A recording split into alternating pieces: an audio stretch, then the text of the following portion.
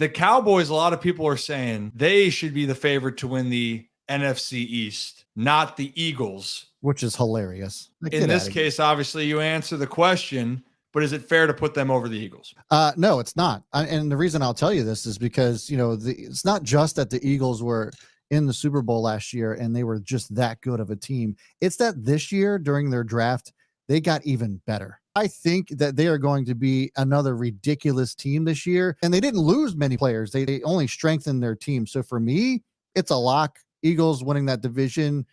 Everyone else is just going to have to fight for second place. Yeah, I mean, and the NFC East in general is a lot tougher than people give credit. Obviously, got to figure out what happens with Sam Howell, even though he's looked really good in the preseason. The Giants, it's just going to be the evolution of Daniel Jones as Darren Waller open up that offense even more. Saquon's back. We've talked about running backs value immensely, and we'll talk a little bit about that in the future.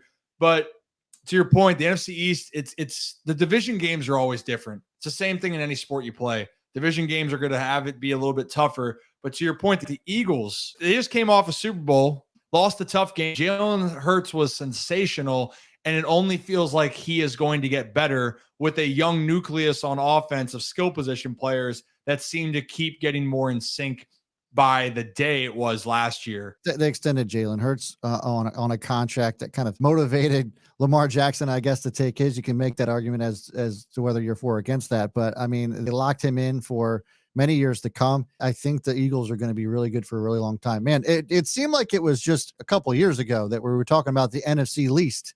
And now all of a sudden, the division's actually legit. Oh, it's legit. All right. Just can't wait for it. There's so many different storylines. I want to see what happens with Daniel Jones. Yeah. I want to see the Commanders in this new era play better ball. But man, I mean, Jalen Hurts, talking about Dak Prescott as a guy you want to see do well. Jalen Hurts, I mean, his whole story is fascinating. And I just love the way he carries himself. He is a great leader to watch, and also to see his evolution of his game is something. Why wouldn't you want to root for a guy like that? But